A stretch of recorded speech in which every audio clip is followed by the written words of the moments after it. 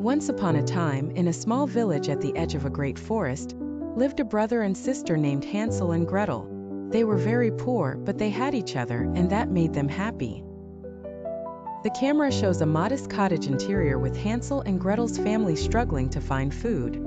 Their father, a kind woodcutter, looks worried, while their stepmother appears stern. Times were hard, and the family had little food. One day their stepmother said, "We must take the children into the forest and leave them there. We cannot feed them anymore." The woodcutter was heartbroken, but he finally agreed, for he saw no other way. Hansel and Gretel overhear their stepmother's plan. Hansel quickly gathers white pebbles from outside their cottage. "Don't worry, Gretel. I have a plan," Hansel whispered as he hid the pebbles in his pocket. The next day, the family ventured deep into the forest. As they walked, Hansel dropped the white pebbles along the path. When their parents left them in the forest, Hansel and Gretel waited until nightfall. Then they followed the shining pebbles under the moonlight, which led them back home. The camera shows the parents deciding to try again, and this time, Hansel couldn't gather pebbles. Instead, he used breadcrumbs, but the birds quickly ate them.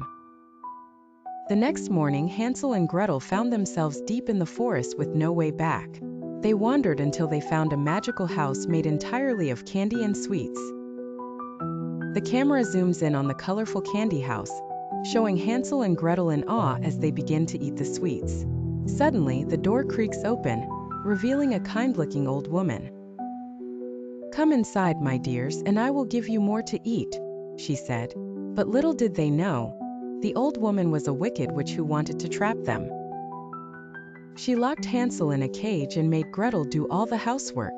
The camera shows Gretel pretending to be obedient while planning their escape. The witch orders her to prepare the oven. "Check if the oven is hot enough, child."